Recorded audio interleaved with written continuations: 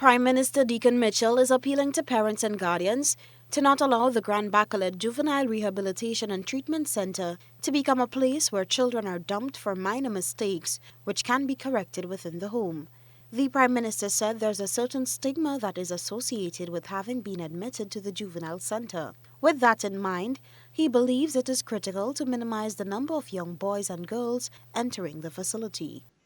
What struck me is the age at which the young men in particular are at the stage. We're talking young men as young as 11, 8 and 9. And when you speak with them, in many instances, they should not be at the center.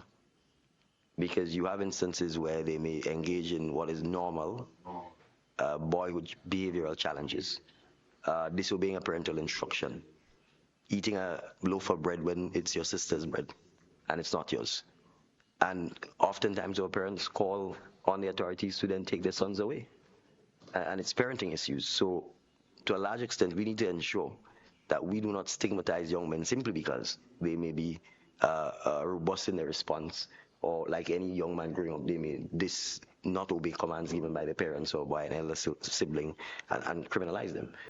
Prime Minister Mitchell said the facility must be treated as a center where youth who have breached the law can be rehabilitated, then reintegrated into society through a comprehensive program.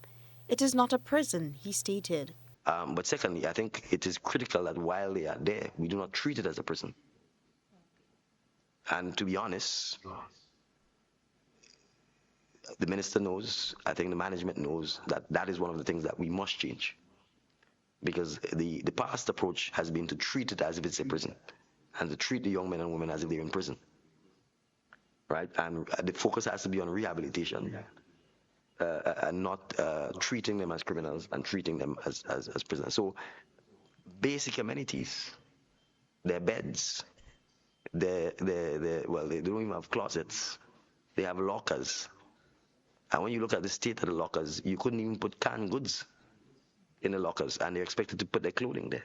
Following a visit to the center, the Prime Minister said time must be spent with the youth with the intention to understand their behavior before punishment is meted out to them. The visit lasted much longer than anticipated because oftentimes that's all a young person wants. They want the opportunity to be engaged, for someone to speak with them, to hear their version of things, to hear how they perceive or see the world. And we have to do a lot more of that.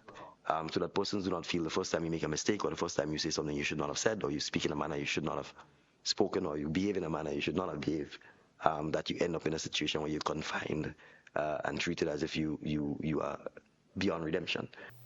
Reporting for GBN News, Beverly Tellisford.